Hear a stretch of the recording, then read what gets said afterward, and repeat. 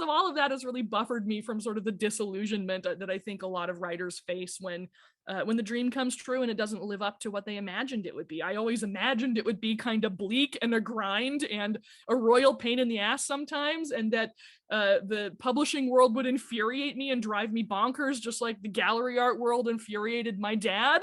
So Story time with Stephanie Storey. I am art historical novelist Stephanie Storey, and welcome to my show Story Time, where I get to talk to other writers about their passions and their processes and their projects. I am very excited about my guest today. We have just interacted over Twitter, one of those relationships that happens in this day and age. I don't get them, except I'm in them. But she is fascinating. She's written so many books, and I'm particularly interested in her newest, which she wrote under the name Libbie Grant. It is called The Prophet's Wife. Welcome to the show, Libbie Grant.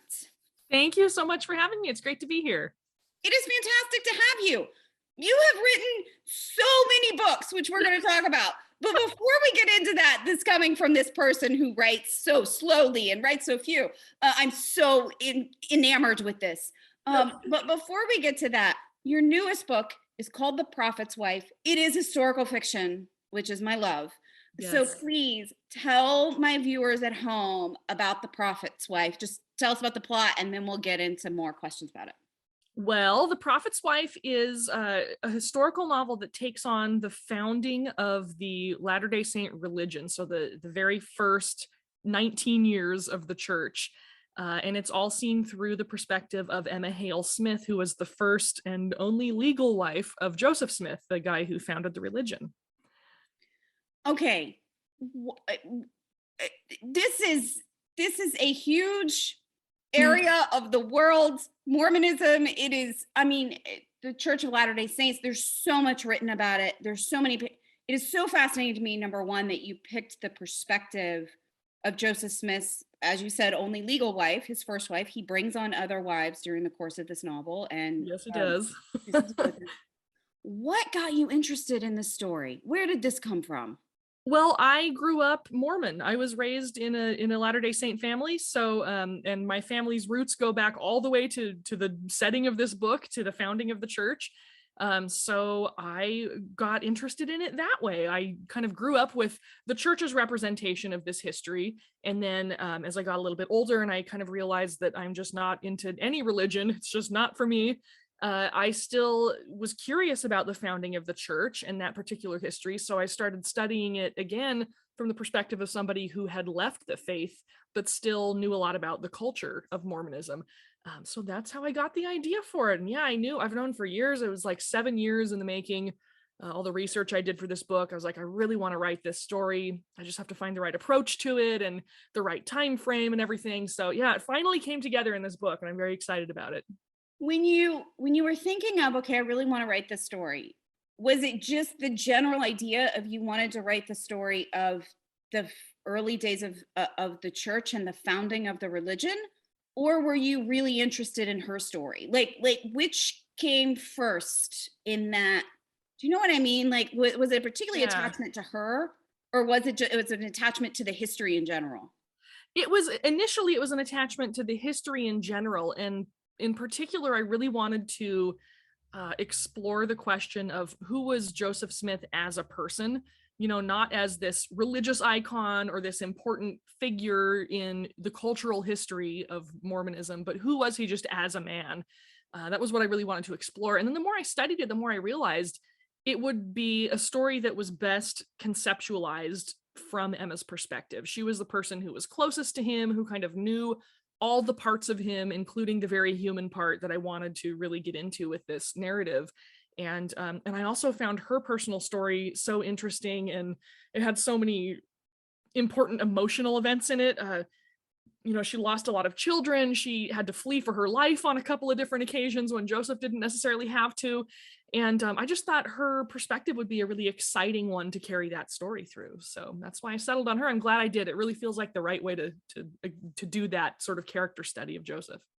Since you grew up in the church and you grew up with all of these stories about him as this, I'm sure, iconic figure for you when you were growing up, what did you learn about him and his humanity that really changed? Did it change your perspective on him in any way? What did you learn about him as a person as opposed to this gigantic iconic figure? Well, growing up in the church, I didn't really learn about him as a human, as a as a person, you know. Yeah. He was really only allowed to be that iconic figure for a believing Latter-day Saint. But as I researched not only his life, but also just kind of the broader setting that he was in, you know, the time and place, what else was going on culturally around the church as it was developing, I started to see a much more complex picture of him. And he became, you know, when I first approached writing this novel, I wasn't sure how I was going to represent him. Was I going to represent him as a con man, as a really earnest person who meant the best for everyone, as this creepy lecherous dude who was who was going after young women? Like, how was I going to portray him? I didn't know. I just wanted to go where the facts led me. And as I started to get a clearer picture of him, the facts led me to an incredibly nuanced picture. Like, he was all of those things, and he was also very kind and generous and earnest and welcoming of people. You know, he had so many good points and he had so many bad points, and they all just sort of combined in this one high stakes, high action scenario that he sort of inadvertently backed himself and his family and all of his followers into. So yeah, it became a very interesting portrait of a man the more I got into it. That's one of my favorite things about historical fiction, right? It takes these figures that sometimes get trapped in history as untouchable or unreachable, and it makes them into real flesh and blood people, because we as historical fiction writers can give them actual human traits that maybe get a little bit lost to history, that maybe get a little bit divided. How do you, before I ask about her, how do you as a historical fiction writer navigate that journey of going into, as you said, you wanted to follow where the facts went, you wanted to follow where the history goes, which is the same way that I feel. I want to be true to the history, but I also want to flesh it out with providing some real humanity to the characters and the real life people that I'm addressing. Where is that line for you between the real history and the fiction that we are required to give the thing, because that's our job, is to tell a good story and to flesh these people out? How do you, every historical fiction person navigates it differently. How do you do it, Libby? What's your personal take on this issue? Oh man, it's honestly very different for me with every book. I think it kind of depends on what I want to accomplish thematically with each book, and how I can use the characters to kind of support the theme that I'm trying to explore, or that I'm trying to get a reader to think about more deeply. And in the case of The Prophet's Wife, I really wanted to, I hoped anyway, to get the reader to sort of ask themselves, where's the line in the sand for me personally? Like, you know, me, the reader of this book, like, I'm seeing all these events unfold through Emma's eyes. What would I do in that situation? Where would I put a stop to this for myself? Like, where would I walk away? And why did she not walk away sooner? Because it just keeps getting worse and worse, you know. The events keep spiraling further out of anyone's control, and Emma's just kind of along for the ride. And I really wanted to make readers ask themselves, like, where do I back away from something that is starting to look an awful lot like maybe a cult?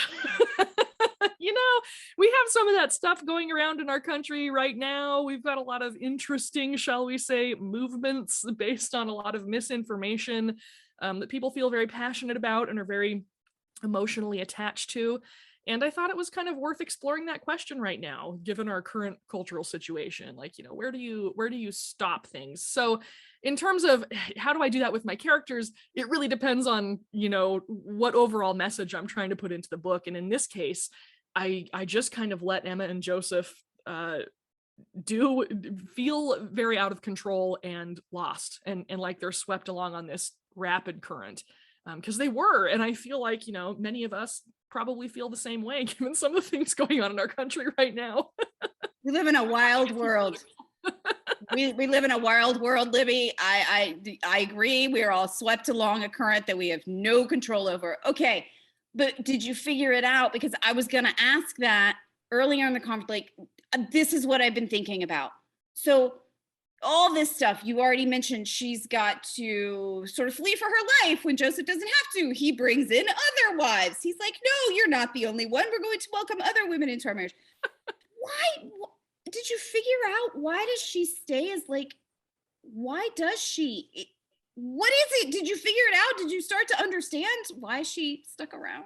Well, I think a lot of it has to do with the fact that she had a bunch of children to take care of. And what were your options in the 19th century, mid 19th century, a woman on your own with a whole lot of children to support? What were you going to do? You needed a man to provide for you. Women almost universally could not have jobs back then.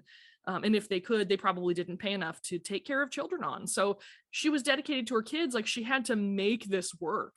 She had to find some way of just surviving this and keeping her kids alive and safe through all this madness that was just swirling around Joseph like a tornado. So I think that was really why she stuck it out and why she kept having to make exceptions and accept things that maybe she really did not want to accept, like more women coming into the marriage. I don't think she was super thrilled about that. But she didn't have much of a choice. She kind of had to tell herself, okay, well, I'm choosing to stay here instead of I have no choice but to stay here. You mentioned this earlier, and you just mentioned our out of control world again. Did you learn anything about it? I mean, I always feel like whenever I write about historical fiction, somehow I learn something about the current day and what I'm living through now. Yeah. And vice versa. Living through a pandemic, I suddenly see 500 years ago is a different world than I see it now. What did this story, did it change the way, you already mentioned sort of current events, and we don't need to get into real politics, but what did it change the way you saw some of our current political climate and some of our current political world and the way people react to these more outlandish things in our world? Did it change the way you see any of that writing about this story? It definitely clarified and maybe refined some of my opinions on that stuff. Like in the book, in the narrative, I kind of go into, in a couple different places, sort of breaking the fourth wall a little bit and kind of speaking directly to the reader and saying, where do you think belief comes from? Where does faith come from? What is faith? You have to figure that out for yourself, reader. You have to decide that, because this story doesn't make sense unless you have some idea about what you think faith is, because this story is basically, it boils down to everything being an act of faith for all the people involved in it. Joseph, Emma, everyone around them, they were all embarking on a faith-based sort of a mental pilgrimage, and in some cases a physical pilgrimage, where they are departing from the world they had known and moving into this new world that they're creating together. And you have to sort of have at least some acceptance of the fact that faith and strong belief in something, whether it's a religion or a political standpoint or whatever, it can take over people's common sense. It can turn them into someone else. They become this sort of vehicle for the idea that they are serving. And it really converts the whole world. Like, once you bring faith into the equation in a high stakes situation like this, it changes everything. Like, reality becomes unmoored. It becomes whatever the faithful decide reality is, that is what it is. So it definitely gave me a little more refinement on a lot of the things I've been my opinions of the things I've been seeing around me these last several years. Yes. Did you talked about that you were raised in the Church of Latter-day Saints. You are no longer you no longer practice. That's no longer a major part of your life. But did you know when you were embarking on writing this book that you were writing about faith? Were you trying to figure that out in your own life? Were you asking questions in your own? Did you know that was like a theme that you were trying to explore, was this place of faith in our decisions? Or did that come out of the writing? That really came out of the writing, and I think because of the time frame I wrote it in, because of what I was seeing around me, because I first got this idea to write this novel like 7-8 years ago, and I didn't realize, I didn't know what it was going to be like thematically yet. I just knew I wanted to write something set in the founding of the church, and yeah, I think it definitely was a bit of a surprise to me, and also at the same time not a surprise. Like, it made perfect sense when I realized that question of what are people willing to do for faith kind of became the central theme of the book. I was like, of course, it couldn't be anything else, but I didn't like intentionally set out to write it that way. No, it sort of asserted itself as I worked on it. I do have to ask, so this is your first book as Libbie Grant. Is your first one written under that pen name?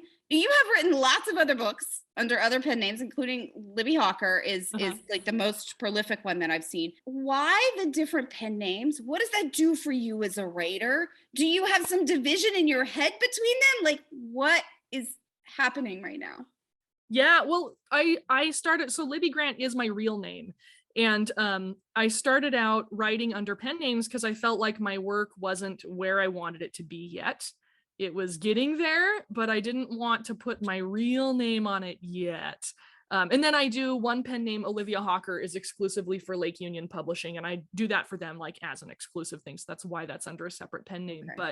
But yeah, I did The Prophet's Wife under my real name, Libbie Grant, because I felt like my work was finally at the point where I wanted to put my actual name on it. So so that's why the transition there. Oh, that's a beautiful story. That must be a personal, like, that's a huge thing to get to the point where you're like, no, this is who I want to be as a writer. Did you figure that out? You said this project's been in sort of cultivation for 7 years, a long time, which is like me. Like, my books have been around, like, they're like a decade. Like, I'm like, there's been around forever. Did you put off writing it because you thought this is going to be the one that I'm supposed to do? Or did you figure out, no, this is what I'm finally feeling like as my voice, and this is me as a writer, during the process or after it was over? Where did that happen? This is gonna sound weird and a little woo, but the book kind of put itself off for all that time. And I kind of think maybe this book was waiting until I was at that point to write it correctly. Because I had this idea in my head for a long time. I had pitched it to other publishers in the past and they had turned it down. And it just, the time was never right for this book until very recently. And I was I was out in my garden and, I'd written 15, 16 other books in the meantime, I'd written so many other books, and I had a full-time writing career, and I was a successful author and everything, and I was just out working in my garden, and just like the idea came out of nowhere and smacked me in the forehead that I should, like, now was the time I needed to dust off that old manuscript about the founding of the Mormon Church and get really serious about it and find an agent for it and get it published. And I was like, okay, I guess now's the time. Like, I tend to, like, when those ideas come along and smack me in the head, I listen. So that was what I did. And yeah, it really felt like the timing was right for it in terms of what was going on in the world, so that I could sell this book, well, and hopefully get it in front of a receptive audience, and how my writing had matured. Like, I was able to tackle that broad of a subject and that complex of a theme and this complex set of characters as well. So yeah, once I sort of got the clue from the universe that it was time to actually write that book, I was like, okay, I'm doing it. And it felt right. It came together very quickly once I really started working on it in earnest. So yeah.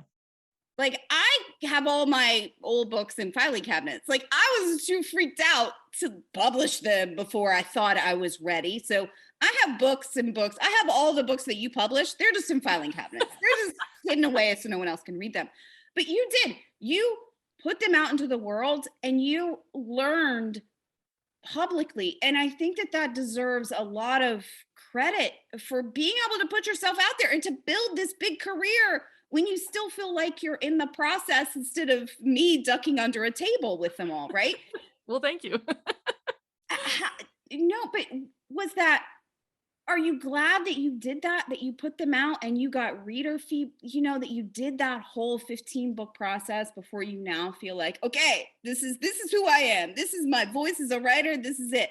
Because a lot of aspiring writers watch this. So were you glad that you did that you put them out, that you showed them to the world when maybe you were still learning a little bit? Yes, I'm exceptionally glad. And I'll tell you why. I have a big advantage over many people who set out to make a creative career, whether it's as a writer or as a musician or whatever, in that I actually grew up in a family of professional artists. My dad and my grandpa were both painters. My sister's a painter. A bunch of my uncles are painters. So I grew up among painters, and I grew up seeing firsthand how you make a creative career, and that is that you accept the fact that you are never going to be perfect. Never. You're always going to have tons of flaws. There is no such thing as a perfect work of art.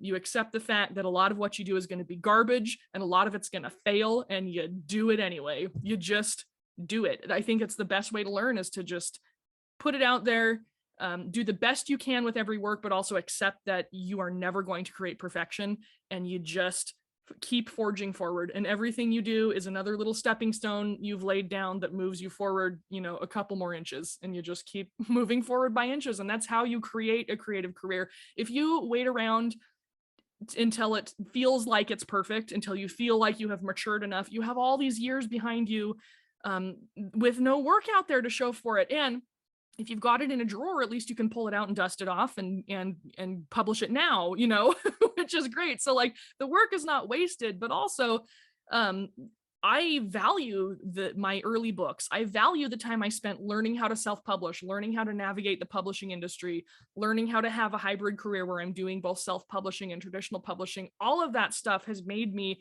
incredibly resilient as a writer, like career-wise. I mean, I do this full time. I make my living off of writing.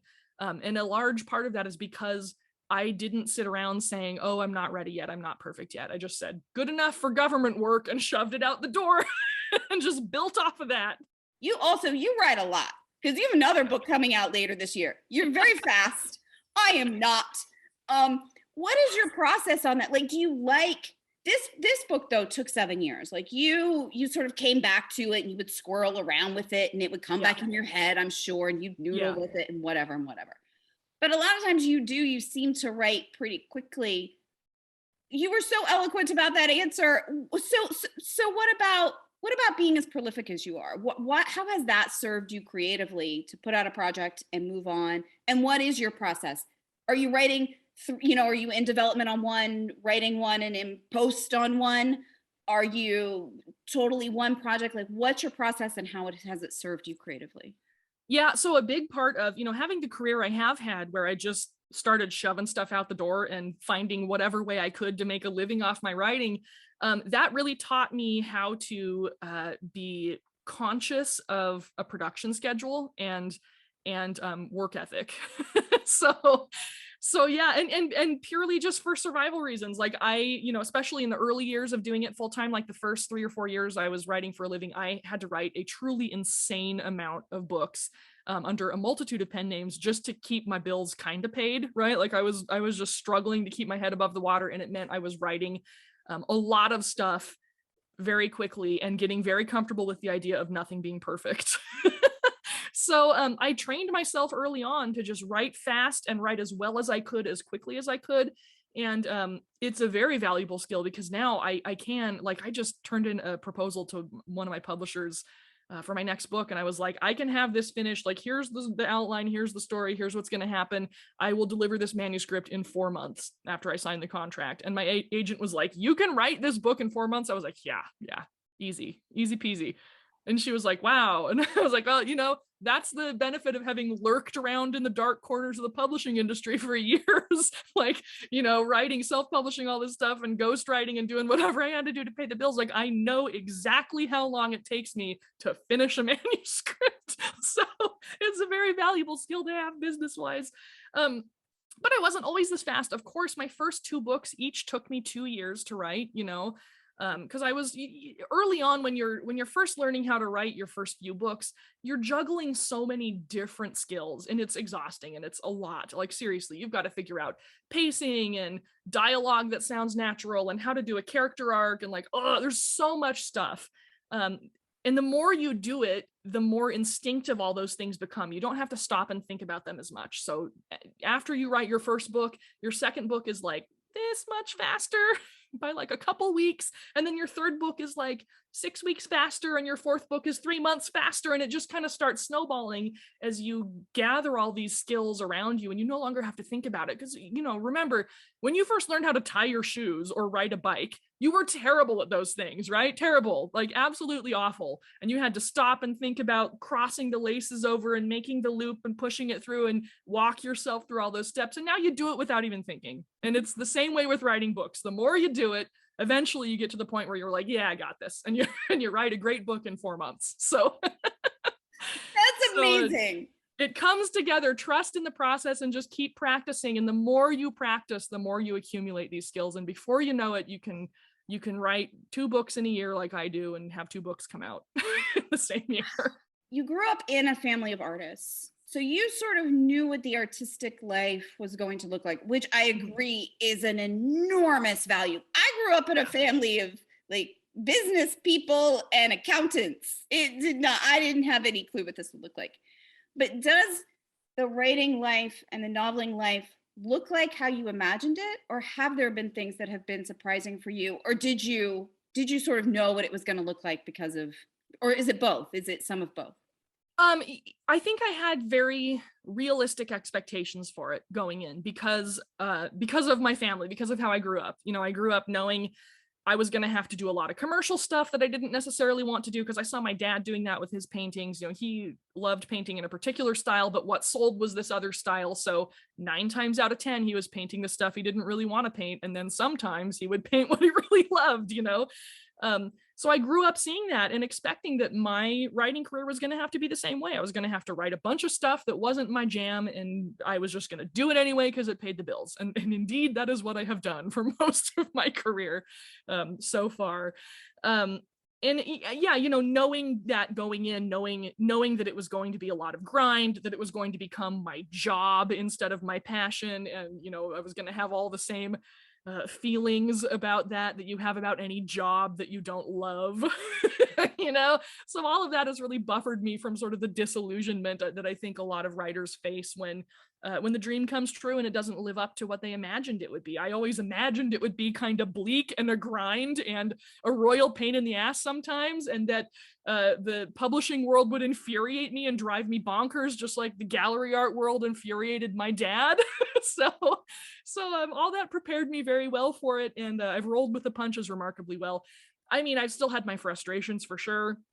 I feel like my work is not as recognized as it maybe deserves to be, and who knows if I'll ever get there in my own lifetime. I might not.